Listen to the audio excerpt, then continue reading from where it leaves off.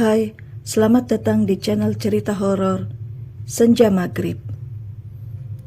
Di cerita bagian pertama, Pak Sugito yang memutuskan melakukan jalan pintas untuk penglaris usahanya itu, akhirnya nekat menemui sang dukun, yakni Mbah Legi. Untuk selalu update dari cerita-cerita terbaru dari saya, jangan lupa nyalakan notifikasinya dengan klik tombol lonceng, dan yang belum subscribe, klik tombol subscribe agar tidak ketinggalan cerita-cerita terbaru dari saya.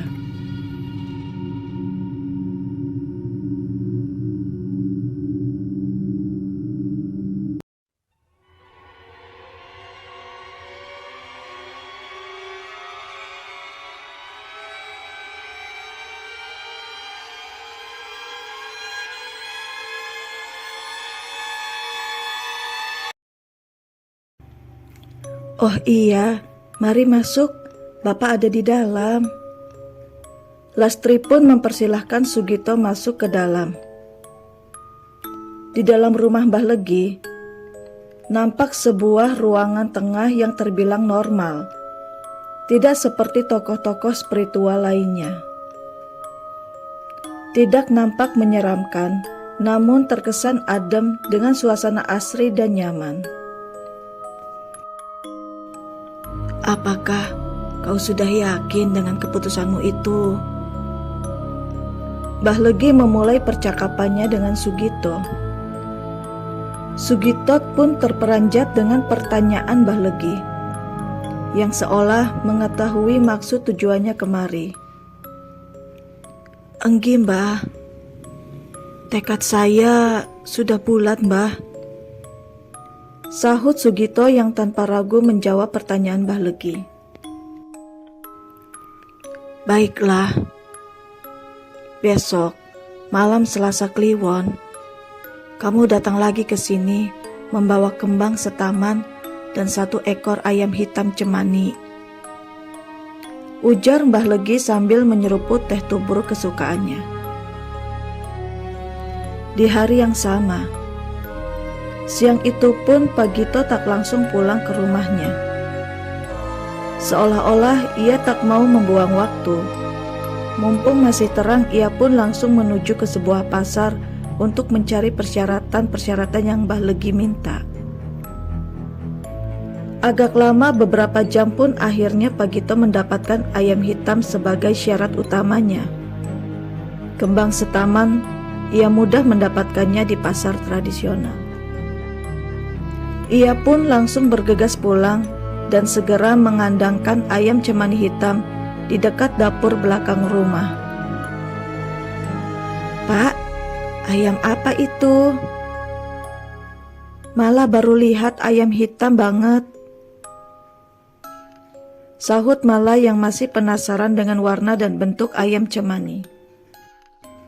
Pak Gito termasuk orang yang kurang hobi memelihara hewan ternak.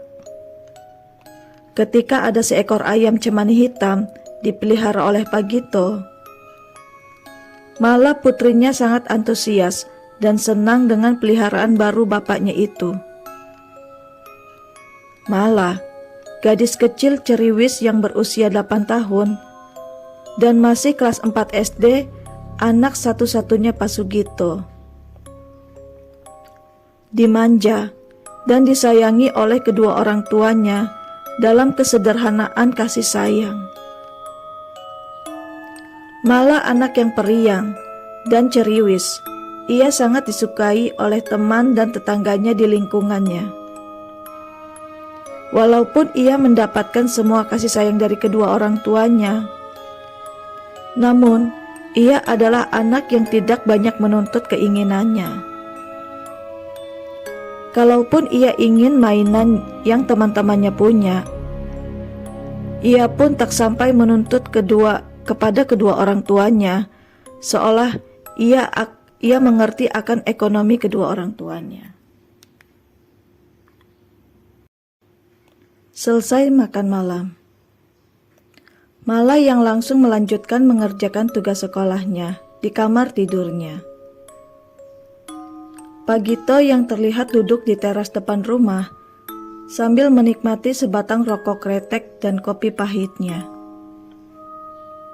"Bu, Mala mana?" tanyanya dengan tatapan kosong jauh ke depan. "Mala di kamarnya, Pak. Sedang mengerjakan tugas di sekolahnya. Mala takut ketiduran dan gak sempat mengerjakan tugas sekolahnya. Padahal tugasnya itu dikumpulkan minggu depan. Tapi ya, wong anakmu ndak mau menunda-nunda tugasnya. Takut gak sempat katanya selesaiin," ujar Bu Gito yang memecah keheningan sore itu yang belum terlalu malam. Sebelum melakukan ritual pesugihan, Pak Sugito haruslah melakukan puasa mutih terlebih dahulu.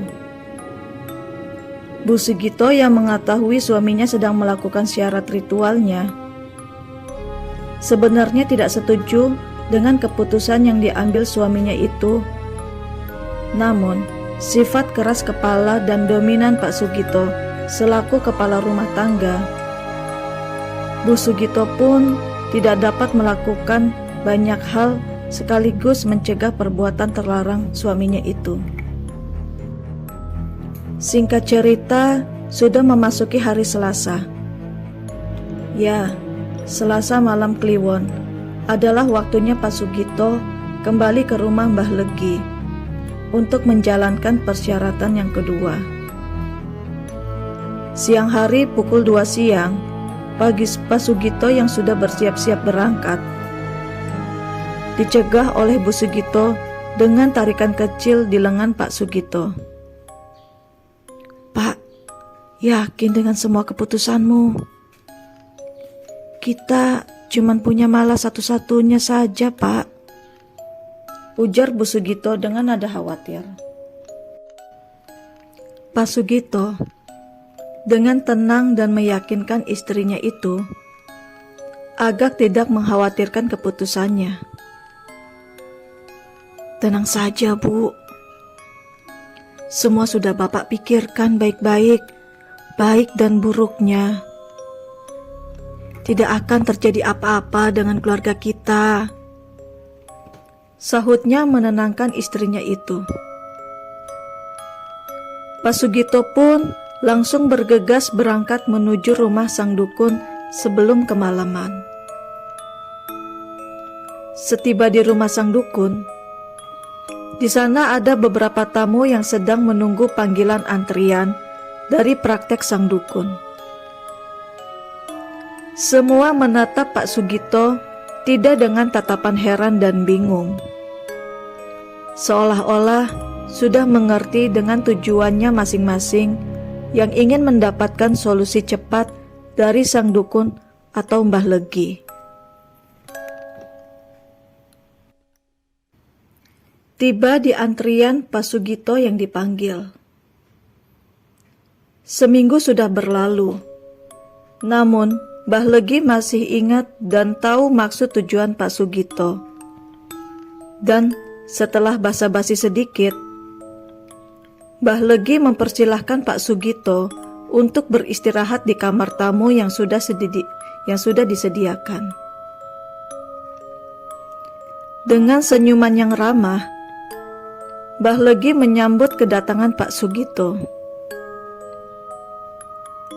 Mbah Legi memang lebih suka menerima tamu dengan tujuan pesugihan, ketimbang hanya sekedar mengobati penyakit santet atau meramal. Entahlah, ada perjanjian apa antara Mbah Legi dengan bangsa gaib itu. Sekitar jam 8 malam, Mbah Legi dan Pak Sugito akhirnya berangkat menggunakan ojek langganan Mbah Legi pergi ke suatu tempat.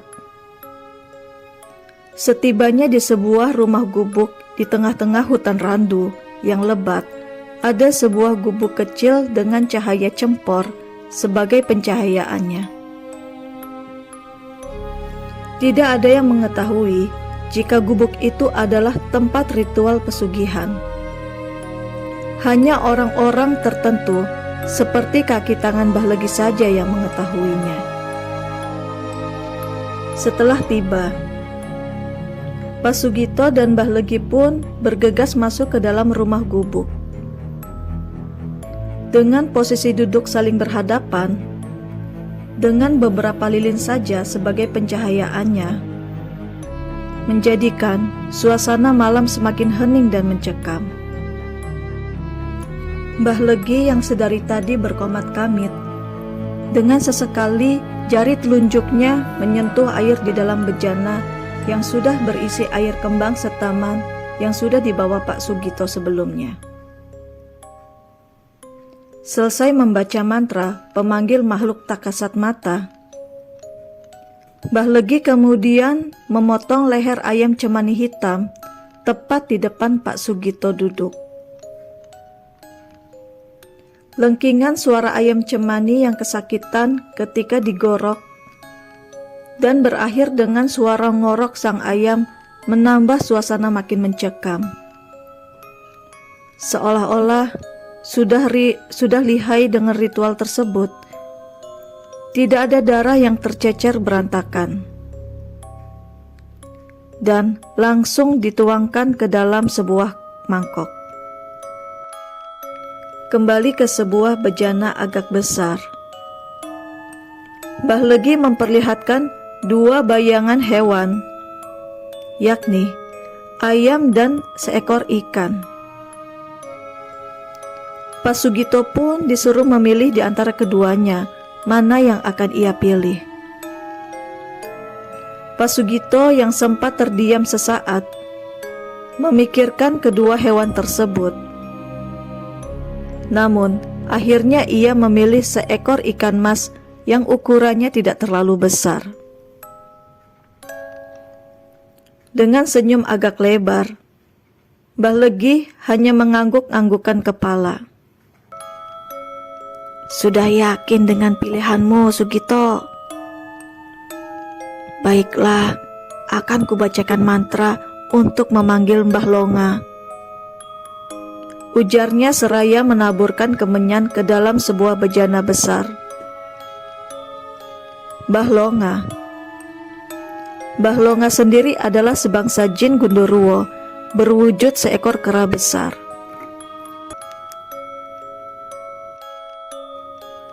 Apakah yang akan terjadi dengan pilihan Pak Sugito yang memilih seekor ikan mas? Saksikan kelanjutannya di cerita ritual pesugihan Gulang-Gulang bagian ketiga. Terima kasih.